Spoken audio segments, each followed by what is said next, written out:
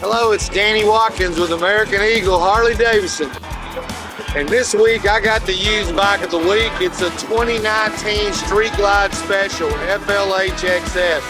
And this one's in the factory custom Silver Flux black fuse, factory custom paint job with the orange letters.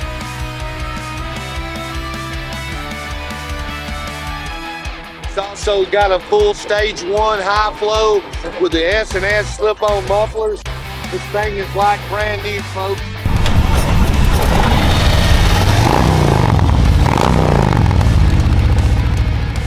Touchscreen, navigation, it's got everything. Only got 1,027 miles.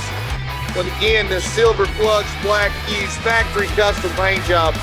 Got 1,027 miles on it. Please come take a look at this thing and let's talk about it. Please ask for Danny. Thank you.